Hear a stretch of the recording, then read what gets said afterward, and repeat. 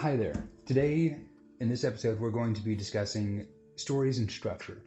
We're going to take a deep dive into how those matter in projects that you make and how I'm applying them to the spacefaring tale that I'm working on right now called the Magdalena Morran. So, roll that beautiful bean footage.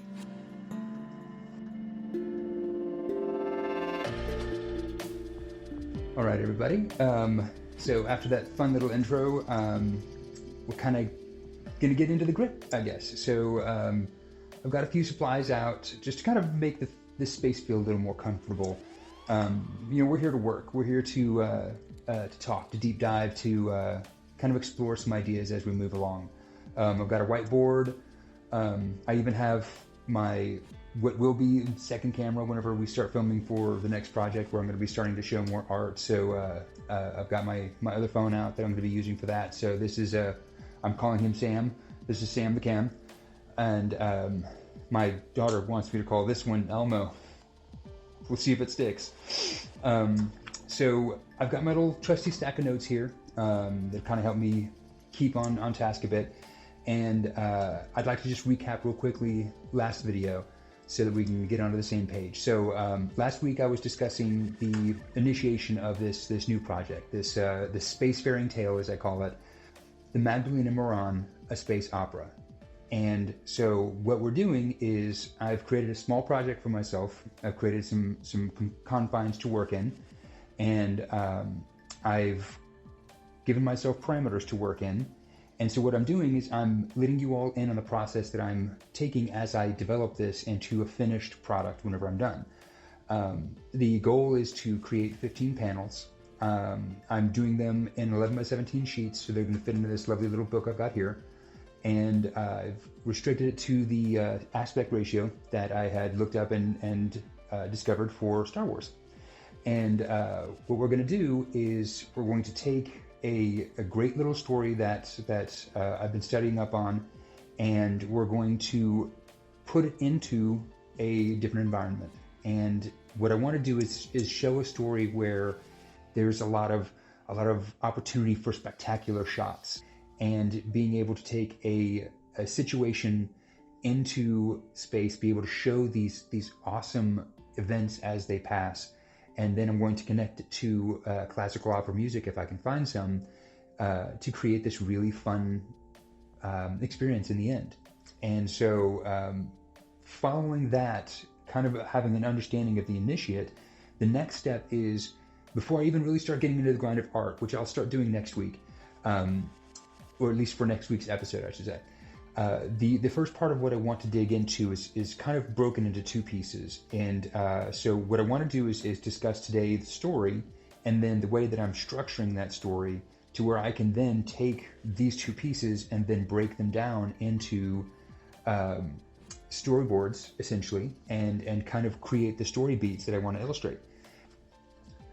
All right, so after a quick pause, I wanted to make sure I had my printout of the information about where the story comes from, so that I could kind of give you all a better synopsis. So as the first part of this little setup that I want to do today, the story aspect to be followed with a structure. The story aspect comes from a project that my daughter was working on. It's this really neat tale of a man by the name of Carlos Magdalena, and how with his efforts and experience from actually helping out other plants that were having trouble and running the potential of dying off, including one that was quite literally on the verge of extinction. He was brought in with the people he works with to salvage this small plant. I would say small plant. It's essentially a bush, part of the coffee family, called the Cafe Marron.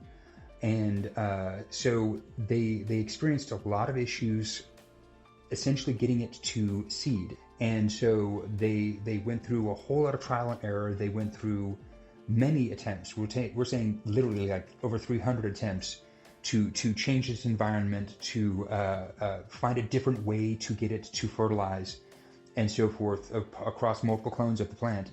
And they were able to make it work. And they were able to start bringing it from the brink of being a lost plant. What I'm doing is I'm creating a means of the story to essentially take a a forest of this plant actually, and transplant the entire thing. And so the vessel of the story, the way that I'm telling the story, is using this as a means of connecting everything. But what I really wanted to do was create a beautiful situation, a reason to go from point A on your side, to point B, and then create a chance to see amazing things on the way to this other planet that is fertile ground to plant this plant. And so the actual story of the trip of the ship itself is going to be really a showcase of space in many ways. I want to showcase the ship. I want to showcase a few things they encounter in the journey. The beginning of the story being this exciting thing, and then as we travel through the story, we encounter a few things that not necessarily huge shock and awe, but maybe more things that make us reflect, especially the people on the ship, as to how delicate things are and how dangerous things can be even in space. And so it's hard to picture how we can encounter many things on the way of a trip. So what I'm doing is I'm designing the story to where they're going to not necessarily create a straight line. They're going to create opportunities to experience things on the trip. And so the highlight of the story obviously being the climax at the end, where they arrive to this wonderful planet and they're able to transplant the entirety of a biome that they have inside of the ship onto this planet. And so that's going to be an amazing thing. But I have two other really awesome things that I want to be able to show during the panel. So we're going to see a great kind of exploration of what the ship looks like from the outside as we travel with it. But there are two encounters in the story where I want to have something amazing that the ship experiences visually, and then something that we are able to compose a really amazing image to show the dangers of space. And so there's some scenes I've seen in other movies where we have the rings of planets, and I love sci-fi so much. We have rings of planets where we've seen ships that crest out of it like they're coming up out of water. It's awesome, and that effect, that visualization is just stunning to me. And so I wanted to show something like that on the way to the planet they're going to. So I'm going to design in the story a planet that actually has perpendicular rings going around it. It's not really scientific based. I don't care. This is fun. And so what we're going to be able to do is we're going to be able to see a planet in the frame. We're going to be able to see rings that they're traveling on that we're going to be able to crest the ship through and out of, with another set of rings behind it. And the whole idea is that we're using it to frame things, to draw attention back toward the ship and what it's experiencing. So that's going to be one of the highlights in the kind of the emotional chart of the story. The other one is going to be, we're going to play this out as though the ship has, or other ships have made this trip before, that this is not necessarily brand new to the spacefaring people. But what I want to do is show a situation where we're going to use scale again, and we're going to compose an image to show how the nature of space can be dangerous too. So one of the things I want to do is be able to show a planet that is actually shattered and shifted after it has encountered an asteroid, a massive piece of debris that would look like a planet that probably had something environment or viable on that planet is now broken. And so what we're going to do is we're going to show that in a way in the center of that frame, sitting still, and then we're going to show the ship traveling across its distance. So we're going to use things like scale and location, the placement of the ship, to show its size relation, one, and to show how it's small in comparison to the dire situation. So that's going to be an emotional low. And the reason I'm explaining these, I'm going to explain that in the second half of the video, is how that's going to fall into the structure. And so I'm creating these situations so that we have more than just 15 panels of a ship flying. That's boring. We want something fun. We want to be able to explore changing the camera angles of the ship, changing the perspective in how we're looking at the direction it's going, or we're looking at it from the sides and so forth, understanding its profile and the things that it's passing. And so we're going to use the situation of saving the life of the flower and we're going to use it as a way of essentially now taking what was saved, and we're going to transplant it to a new place for it to be able to flourish. For the next half of the conversation today, following an understanding of where we're wanting to go with the story, now we want to understand how we're going to structure that, because following that structure, we're going to then be able to pull the story beats that we want to illustrate. I happen to be a real big geek of how movies are made, especially animated movies. And so we have probably one of my favorite movies that I've ever seen animated is Monsters University. They have one of the best sets of bonus features I've ever seen in a movie series. Pixar did an amazing job being able to document what was going on there. And one of my favorite parts of the featurettes was something called Color and Light. There's an art director there, and he goes by Dice Satsumi. And he had in the office, I guess, whenever they were kind of doing the walkthrough during the featurette, they had shown this massive poster that they were working on. So he was illustrating the colors and the lights and really trying to track the emotion of the story, using those as tools as the story was being told. And they had this graphic that showed how they mapped this.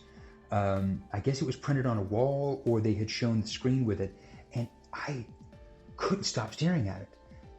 It was one of the most clear and precise ways of being able to connect these things into the way a story travels that I'd ever seen. And so essentially the way it goes is kind of like I have here, kind of like I have illustrated here. So what we have is we have the entirety of a movie, and from the beginning of the movie, we have a certain essentially state that the people are in, that the movie is being told in. And then as we travel through the story, certain situations increase or decrease that state. Things make you happier or sad. They make you excited, or they make you solemn. And so those things can be tracked, essentially by taking the story and breaking down those beats that we need to hit in a story. And then we find how those need to be illustrated. Will it be used by desaturating a color and removing so much color that we're almost to a tone of just gray? And at that point, we're being telling a story almost in a state of noir, where it's just blacks and whites, which create a really heavy contrast, and there's a lot of weight on that screen and on that page. Or they can be told with a lot of light and atmosphere, where things are diffused and there is a lot of gradient and feels like very airy between items, and that's very uplifting. And so understanding how those things can affect the viewer and affect the audience will then allow you to use those tools as a way of telling the story. And so in Monsters University, there was a great deal of up and down, and especially toward the end, there was these opportunities for fear and scaring and intensity. And so we see in the graphic that they showed this drop in those things, and we see how by the lines of the story, things are decreasing, and then by the showing of those thumbnails, we see the color saturation is pulled. We see the weight of shadow is heavy, and so it weighs down, and you can automatically be able to start getting a sensation of what's going on just by looking at those. And so what they do at that point is then they create a succession of those images using those, and you are able, with those images, essentially with those storyboards, with those illustrations, you're able to track the emotion of what's going on in the tale, and not even having to see necessarily what those words are representing. And so what I want to do is create that same situation in the Magdalena Morran. And so inside of a story like this, we would have the illustrations of the traveling through the rings of the planet up here, and we would have the situations of that heavy situation of the broken planet down here. And so even though we're going to crest back up in a story that ends on a high note, we end up there, but a tragedy would continue to stay here, and it would end on this note, and you would end on that weight. And so understanding how you can then take the written part, the research of a story, and break it into story beats that can be tracked, you're able to then pull the different illustrations that would matter and convey those things into a static set of images and create the storyboards. And so essentially using the story and then using a system like this, that we'll be able to build a structure out of it, combining those things I will then be able to show you all the storyboards, at least thumbnails next week. And so what we'll do is we're going to be able to start actually creating images of that. And before I can do that, I have to design a ship. So I think I've got enough room up and around me. I'm going to show a picture here of the Cafe Marron, which is the plant that we're going to be using. And then, as I mentioned last week, my daughter asked for a bug, and we have the woolly aphid. And these are both, I'll put the links in that I just kind of pulled from Google. But we're going to be inspired by these two things, which I think is awesome that they're both white, which is a great thing to have in a essentially black void of space, as a way of creating contrast. So it kind of lined up perfectly. But we're going to take these two things and we're going to create an opportunity to have this amazing ship that's inspired. I've got some really cool ideas. I'm going to have concept art for these drawn out next week. I want to have a finished drawing, essentially a finished drawing of what the concept of the ship looks like. And then I want to show how I built that, how I constructed and what inspired certain pieces of it. So you can see how you can take shapes and then convert them into something completely different and still carry some of the essence of that with it. So yeah, next week is going to be shipbuilding, and I don't even have a factory. And then the week following, we're going to illustrate, just do some real quick illustrations of some of those story beats, places they may travel, the rings. I'm going to try to illustrate those rings around the planet really well. And then maybe even a taste of what the planet they end up on looks like. That'll be really fun. So that'll be the week following before we actually get into the grind of producing the first parts of the illustration. So next week we'll have a ship. And this week I just have words. So I hope you've enjoyed it. Say goodbye, Sam. And I wish you all well. I hope this helps. And as I signed off last week, I'll go ahead and do it again. Compose yourself. And thank you.